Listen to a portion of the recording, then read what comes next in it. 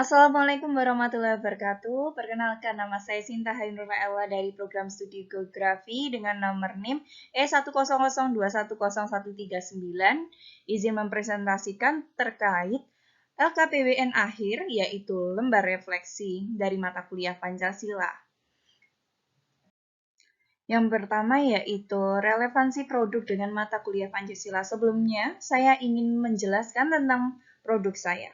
Saya memilih produk poster dengan judul Toleransi Keberagaman Agama yang mengajak untuk kita bertoleransi dengan cara yang pertama, menjunjung tinggi nilai Pancasila, yang kedua, menghargai agama satu dan lainnya, yang ketiga, tidak memaksakan kehendak terkait penentuan agama orang lain, yang keempat, saling tolong-menolong dalam hal kebaikan, yang kelima, tidak membeda-bedakan dalam memilih teman berdasarkan agama.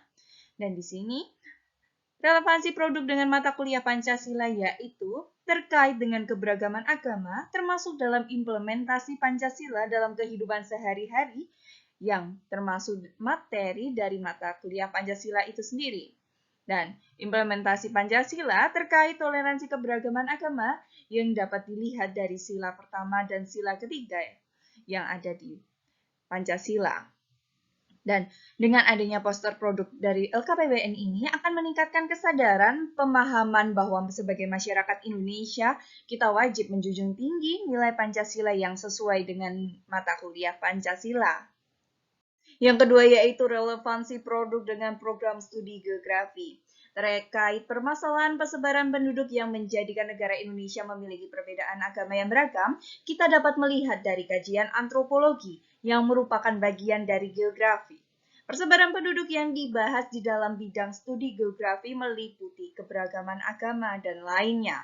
Dan di dalam keberagaman agama muncullah permasalahan terkait, yaitu di sini kita melihat bahwa poster yang merupakan hasil dari LKPWN merupakan produk yang didesain untuk memberikan informasi dan saran untuk membantu meningkatkan kesadaran masyarakat terkait permasalahan aspek sosial dari prodi geografi antropologi, yaitu masalah toleransi keberagaman agama.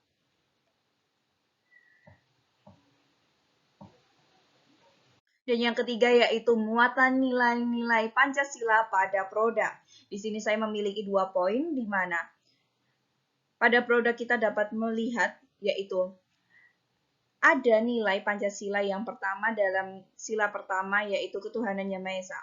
Dapat dilihat bahwa dengan adanya sila ini diharapkan warga negara memilih kepercayaan masing-masing tanpa adanya paksaan orang lain, dan di sini tertuang pada produk di mana dijelaskan bahwa toleransi keberagaman agama kita tidak dapat menentukan orang atau memaksa orang untuk beralih atau memiliki kepercayaan yang sama dengan kita.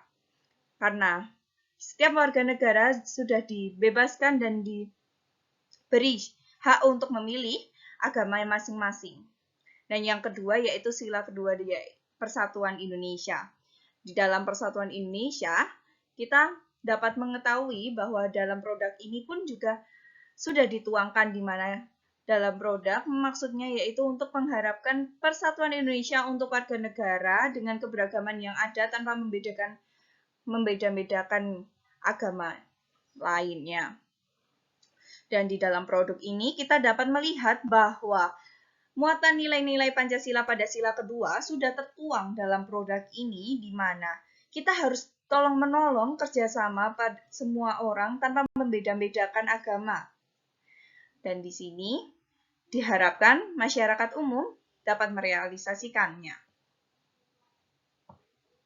Nah, yang selanjutnya yaitu manfaat yang dapat diperoleh dari produk. Di sini saya memiliki 2 poin garis besar, di mana maksud dan manfaat dari produk yang saya tulis ini. Yang pertama yaitu diharapkan masyarakat yang membaca poster dapat merealisasikan maksud yang terdapat pada poster toleransi keberagaman agama ini. Di mana masyarakat umum diharapkan merealisasikan dalam kehidupan sehari-hari dan dapat terciptanya kehidupan bermasyarakat yang damai. Dan yang kedua yaitu menjadikan pengingat bahwa keberagaman agama tidak jadi alasan untuk mendiskriminasi seseorang hanya karena berbeda agama. Dalam konteks diskriminasi pun sudah salah. Dan negara Indonesia telah menjamin pada setiap warga negaranya untuk berhak memilih agama yang telah dipercayainya.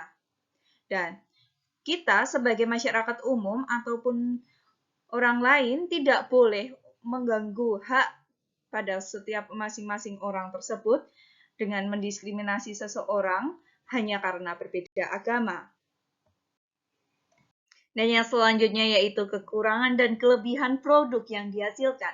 Di sini dalam poster toleransi keberagaman agama, saya memiliki kekurangan di mana kekurangan produk ini yaitu kurangnya luas dalam pemberian informasi dikarenakan kurangnya tempat untuk menaruh teks. Dapat dilihat bahwa dalam teks saya hanya dapat memberikan 5 informasi terkait toleransi keberagaman agama dengan cara yaitu pertama menjunjung tinggi nilai Pancasila, dua menghargai agama satu dan lainnya, dan yang ketiga tidak memaksakan kehendak terkait penentuan agama orang lain, yang keempat saling tolong-menolong dalam hal kebaikan, dan yang terakhir tidak membeda-bedakan dalam memilih teman berdasarkan agama.